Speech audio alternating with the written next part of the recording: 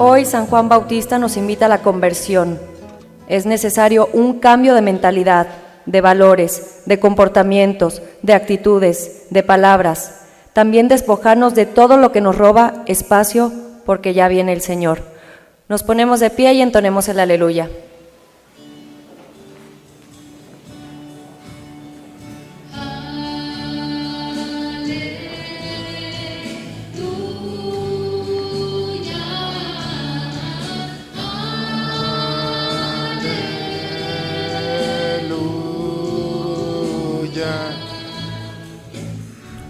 Preparen el camino del Señor, hagan rectos sus senderos, y todos los hombres verán al Salvador.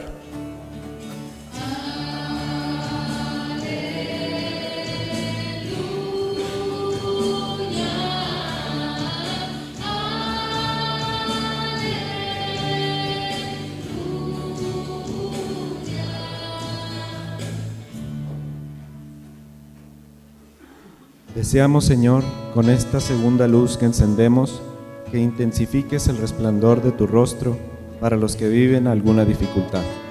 Que la luz de tu presencia nos haga percibir el gozo de tu venida.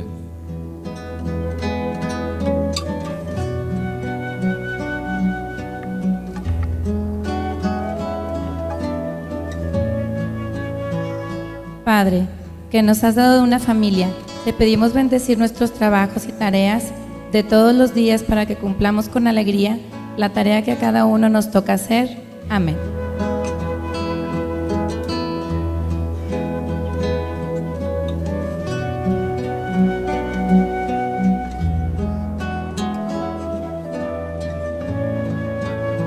El Señor esté con todos ustedes, hermanos. Proclamación del Santo Evangelio según San Mateo.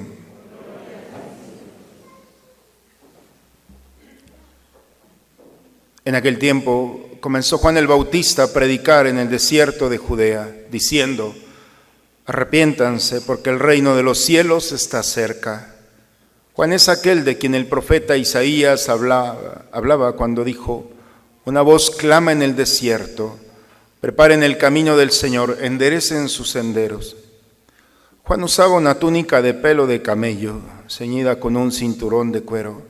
Se alimentaba de saltamontes y de miel silvestre. Acudían a oírlo los habitantes de Jerusalén, de toda Judea y de toda la región cercana al Jordán. Confesaban sus pecados y él los bautizaba en el río. Al ver que muchos fariseos y saduceos iban a que los bautizara, les dijo: raza de víboras, ¿quién les ha dicho que podrán escapar al castigo que les aguarda? Hagan ver con obras su arrepentimiento y no se hagan ilusiones pensando que tienen por padre a Abraham, porque yo les aseguro que hasta de estas piedras puede Dios sacar hijos de Abraham. Y el hacha está puesta a la raíz de los árboles, y todo árbol que no dé fruto será cortado y arrojado al fuego. Yo los bautizo con agua, en señal de que ustedes se han arrepentido, pero el que viene después de mí es más fuerte que yo, y yo ni siquiera soy digno de quitarle las sandalias. Él los bautizará con el Espíritu Santo y su fuego. Él tiene el bieldo en su mano para separar el trigo de la paja. Guardará el trigo en su granero y quemará la paja en un fuego que no se extingue. Palabra del Señor.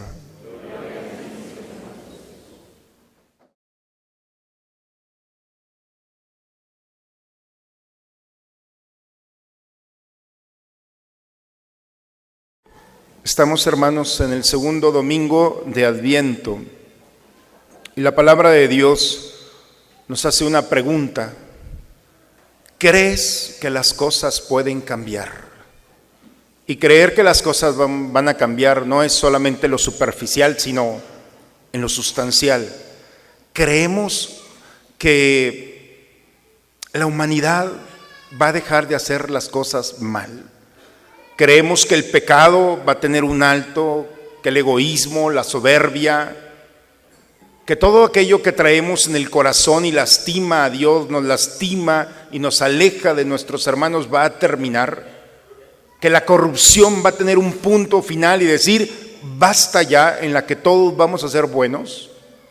La pregunta del día de hoy es, ¿crees que esto se va a acabar y tus ojos y tu vida va a experimentar una nueva realidad? ¿O nos hemos acomodado a esto va a seguir igual, la gente va a seguir portándose mal, yo voy a seguir haciendo las mismas cosas y esto no va a cambiar? Lo importante es cambiar lo que se puede. Si nosotros no creemos que las cosas van a cambiar, el profeta sí. El profeta Isaías tiene una certeza: lo que el hombre no ha podido hacer, Dios lo va a hacer. Por eso el profeta está esperando una presencia, un acontecimiento de Dios que viene a trabajar en el corazón del hombre. Dios no va a cambiar las circunstancias, pero sí va a cambiar el corazón del hombre para que el hombre cambie las circunstancias. No sé si me explico. Porque es muy fácil decirle, ¿por qué no quitas el hambre? ¿Por qué no quitas la guerra? Y culpamos a Dios. Dios no la va a acabar. Porque lo primero que viene a hacer Dios, y es lo que el profeta tiene muy claro, Dios viene a trabajar, a tocar, a transformar el corazón del hombre para que el hombre empiece a buscar como fruto de ese encuentro la paz, la estabilidad, el encuentro con el hermano. Por eso el pueblo de Israel no creía esto. El pueblo de Israel decía, esto es imposible. Los poderes de este mundo van a seguir. La corrupción de este mundo va a continuar. El hombre se va a seguir rebelando con Dios. No hay nada que hacer. Y ante esta visión, el profeta el día de hoy nos escribe, en aquel día brotará un renuevo del tronco de Jesé. Jesé, si ustedes recuerdan, era el padre de David. Y el profeta Samuel había recibido una promesa, una palabra de Dios, de que de la casa de Jesé, de la tribu de David, iba a salir siempre la descendencia, el rey de Israel. Eso es lo que tenía asegurado. De esta casa de Jesé, cada descendencia de David iba a ser rey de Israel. La sorpresa que en el 578 viene Nabucodonosor, el imperio babilónico, y el último rey de la descendencia de David, Sedecías, lo pone, está huyendo, lo captura en el desierto, y Nabucodonosor pone al último rey de Israel delante de sus hijos, 6, me parece que eran 6, los manda a decapitar a todos. El rey vio que su descendencia se había terminado, ya no tiene hijos, todos fueron asesinados delante del rey. Pero aparte, este rey, Nabucodonosor, le saca los ojos. Lo último que vio el rey de Israel fue la muerte de sus hijos y por lo tanto la incapacidad para cumplirse la palabra de Dios. Y el dolor de la muerte se lo llevó caminando todavía en pena y vergüenza hasta Babilonia. Fue lo último, el último rey murió avergonzado. 500 años hasta Jesucristo, todo el mundo estaba viendo que de la estirpe de David se había acabado. No había nada que hacer. Por eso dice, del tronco de Jesé, del tronco seco de Jesé, va a brotar un vástago que florecerá de su raíz.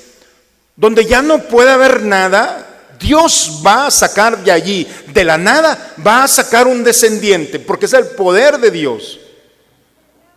Y donde ya no espera nada, donde ya no hay nada que hacer, donde este mundo está incapacitado para actuar, entonces Dios puede actuar.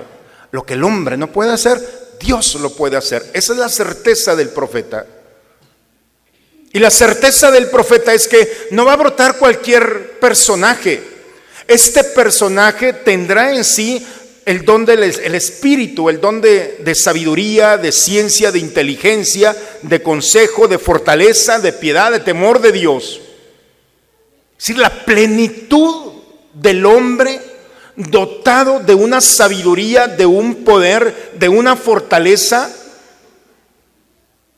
Y ese poder no es para lastimar. Este poder tendrá la capacidad de discernir desde el interior lo que el hombre trae en el corazón.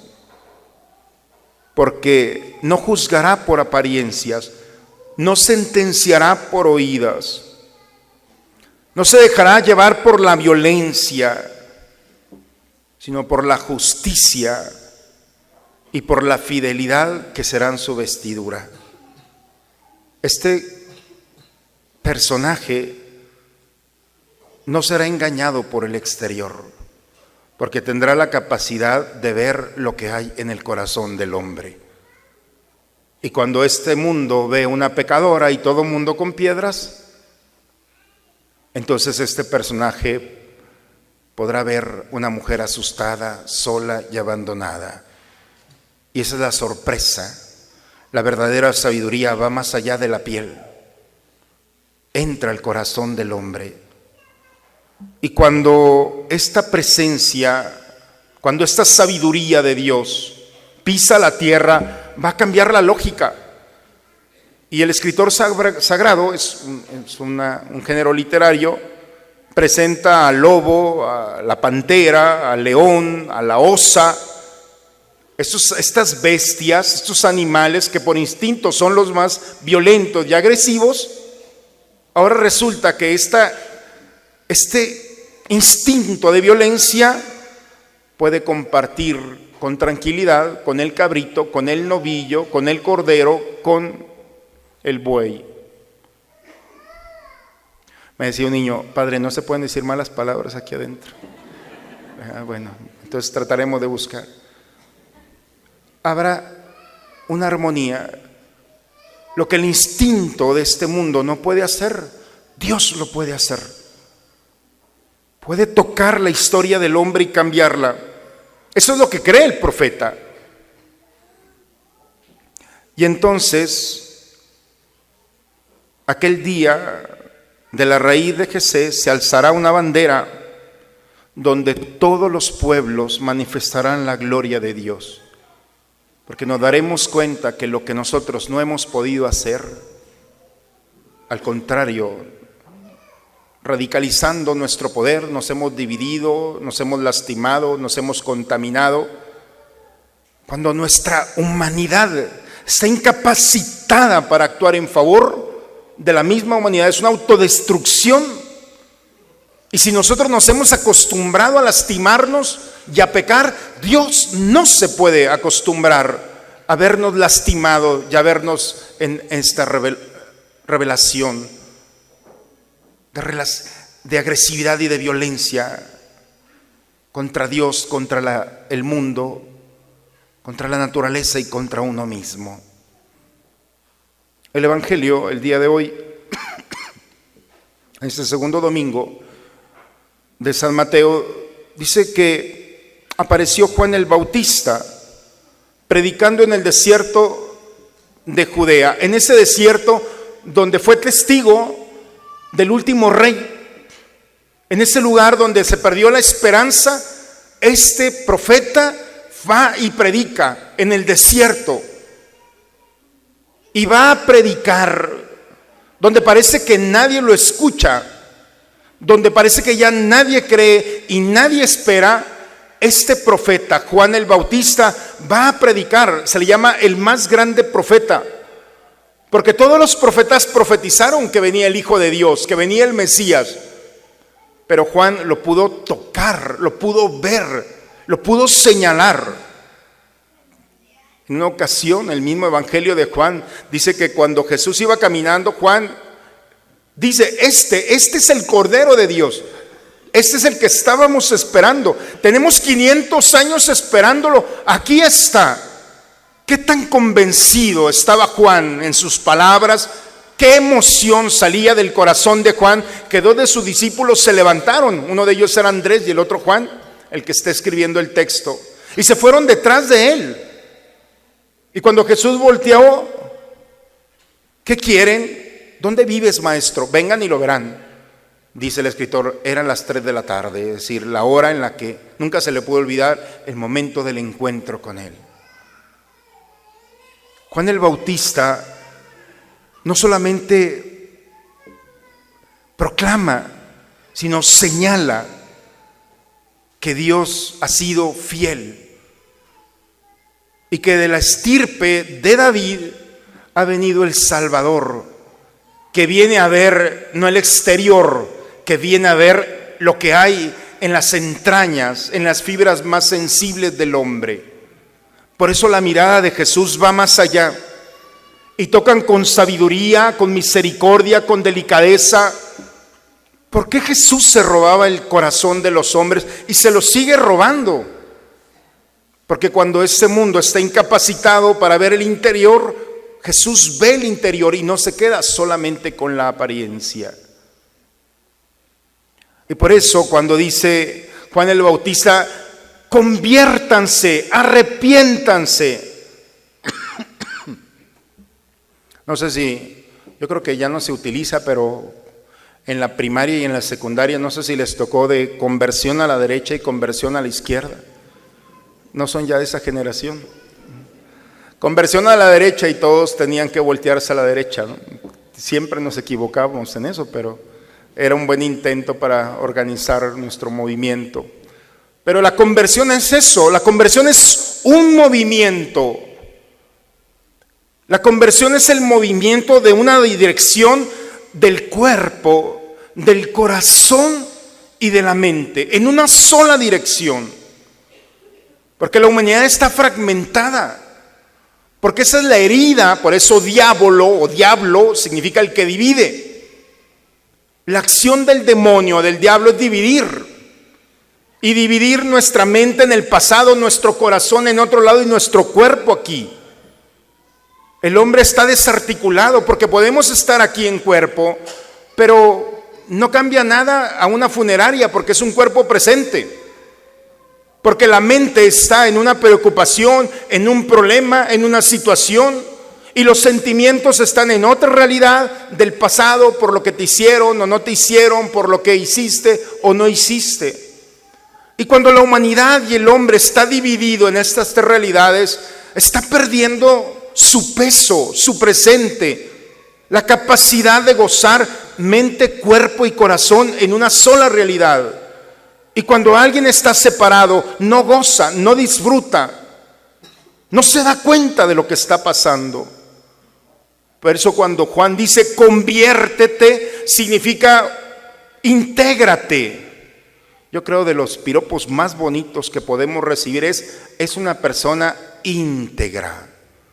Pero una persona íntegra no significa aquella que actúa bien solamente, sino aquella que ha luchado toda su vida por ser, por vivir, por experimentar esas tres realidades en un solo momento.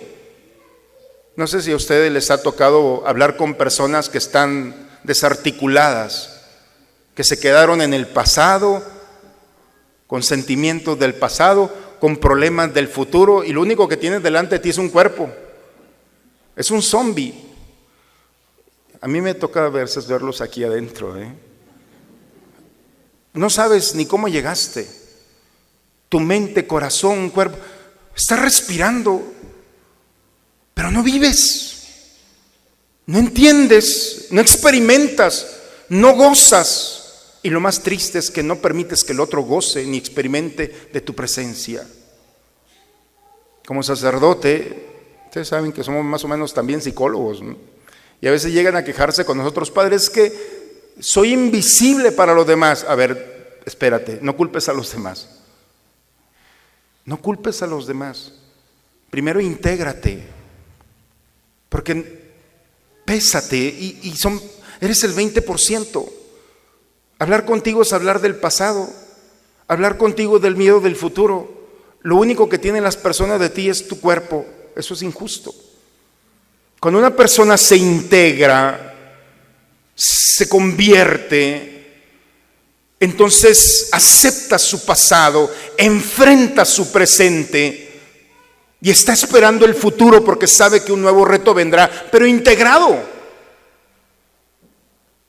Y cuando alguien está integrado, entonces deja una huella porque su peso es del 100%.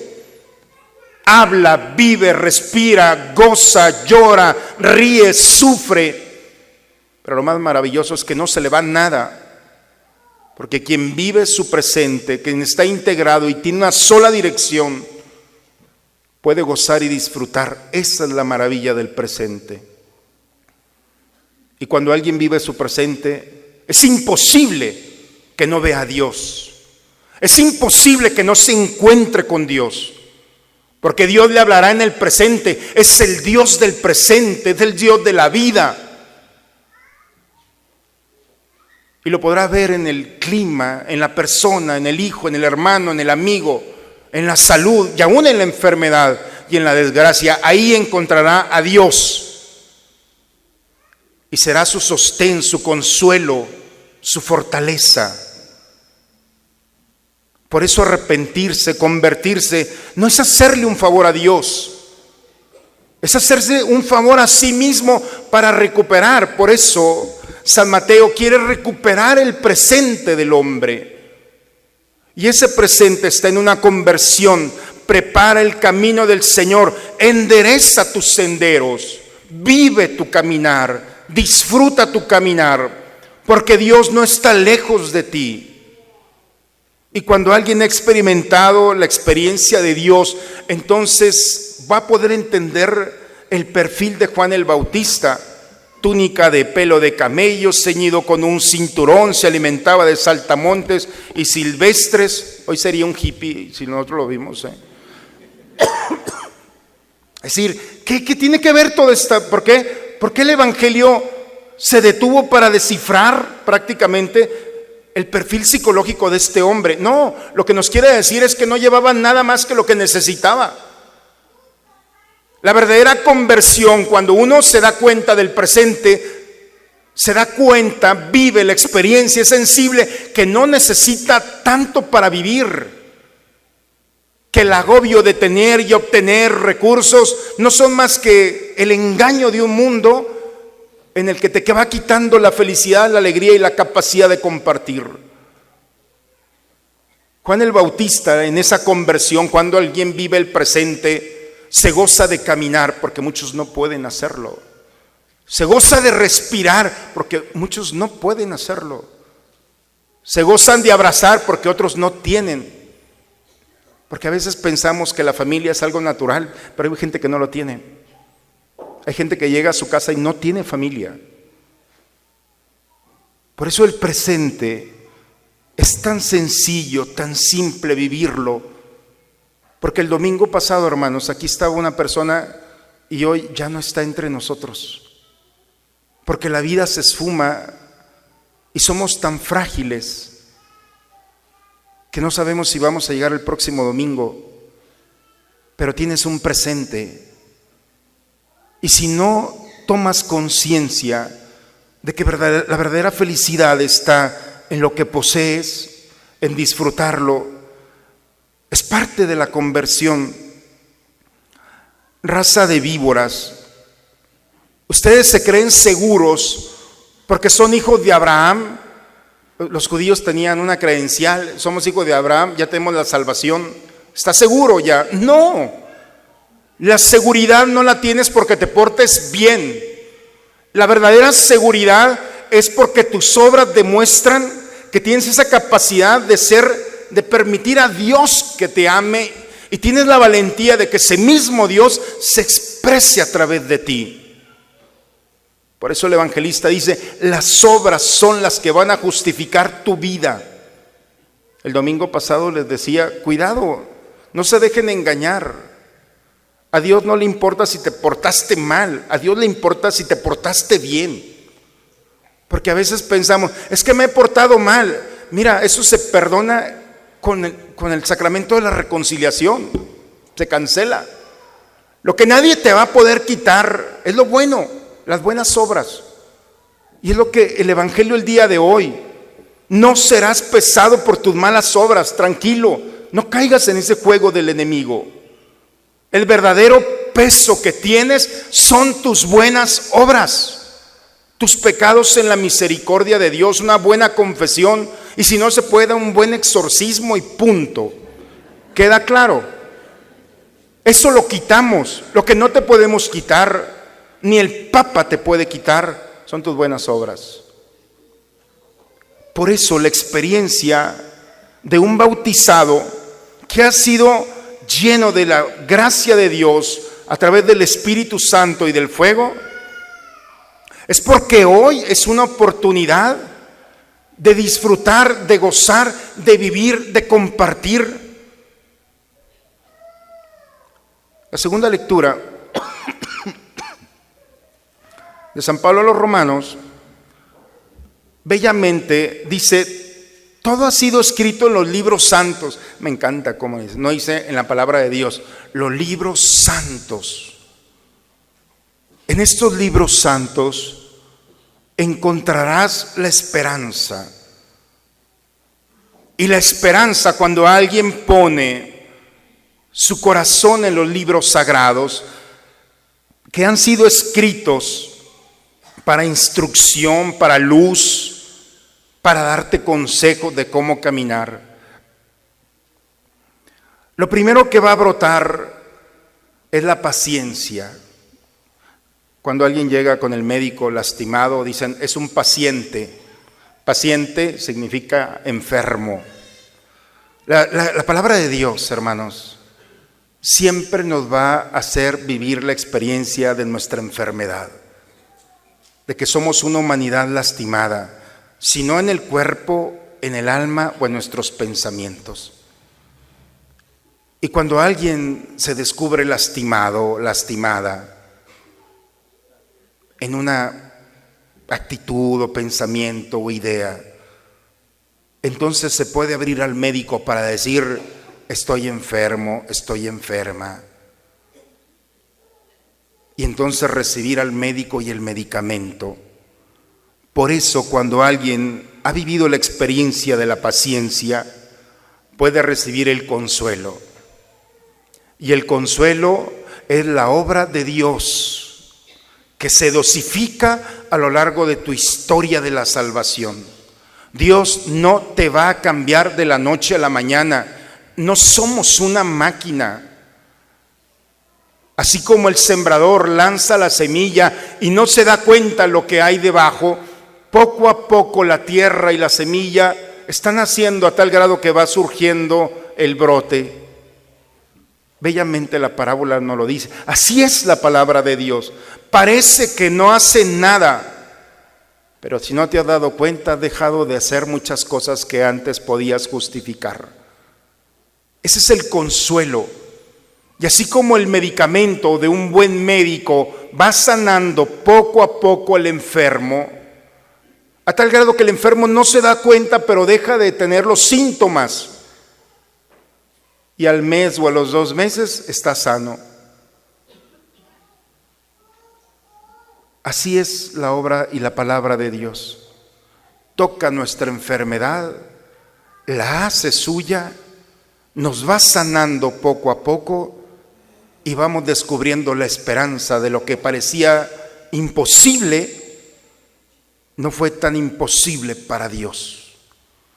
Y cómo esa realidad con la que nosotros estábamos luchando, tan poderosa que nos tenía agobiados, no fue más que un contrincante insignificante ante el poder y la gracia del Señor.